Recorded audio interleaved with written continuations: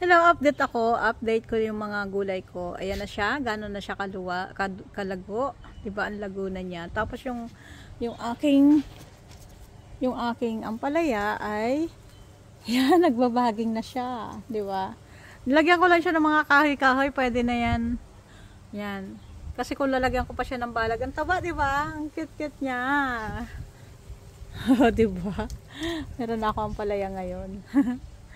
Yan. Tapos, yun o, ang dami na ng ampalaya ko o. Hindi ko yan tinanim kasi dito dati nakatanim yung ampalaya ko. Yung alagbati ko nag-ano na rin. Yan. Tapos ito na yung aking yung aking kalabasa. Yan na siya. Malaki na siya. Yung aking kamatis. Napakadami ng bunga. Kung makikita niyo yung kamatis ko. Kita niyo yan? Yan. Yung bunga niya nasa punong-puno talaga. Yan o. Oh, yan, oh, dami na niyang bunga, malaki na siya ngayon. Ito yung cherry tomato ko, yung maliliit lang siya. Yan, maliliit lang yung bunga niya, yan. Para lang siyang grapes, yan. Tapos, yung talong ko, ayan na. May bunga na siya. Namumunga na siya. Ang dami niyang bulaklak. Yan, bilog pala tong talong na to. Yan siya, oh. Oh, dami na. May bulaklak na siya. Dami niyang bulaklak, oh. Oh. 2 puno lang yung talong ko. Kasi hindi ko naman na mauubos yan. Ayan, may mga bulaklak na siya. Di ba ang taba nila? Ang kwan-kwan. Yan yung sinasabi nilang green thumb. May pagka-green thumb ako. Kasi, ayan na. Talagang asin. Ang gaganda na nila. Pwede na yung gulayan pagka yung ampalaya ko na yan. Di ba?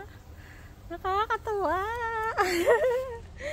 Nakakatuwa ang aking gulay. Yung capsicum ko, ayan na, namumunga na rin siya. May bunga na siyang 3 piraso. Yan, capsicum.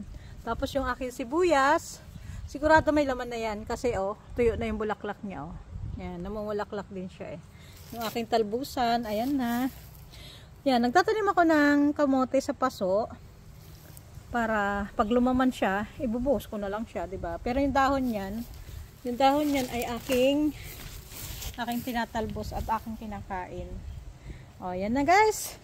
Ang aking ang aking dragon fruit, ayan na. Yung aking plum, tinamnan ko rin ng kalabasa sa puno niya. Ayan na siya. Yan. 'Di ba? Pag marami kang tanim, marami kang aanihin. Yung aking bayabas, yan, tinamnan ko rin siya ng mga okra dito, yung aking kalamansi. Ayan na. Lumungkot talaga siya eh. Lumungkot yung kalamansi kasi nilipat ko siya sa paso. Siguro nasaktan siya. Pero babalik din yan.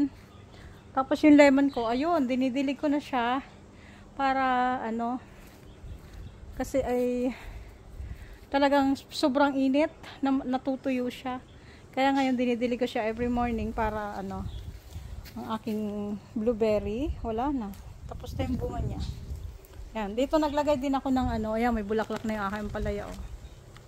Oh, may bulaklak na siya.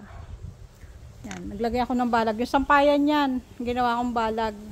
Para-paraan lang yan. Oh, yung kamatis ko dito, namumunga na din. Yan, may hinog na nga eh, oh.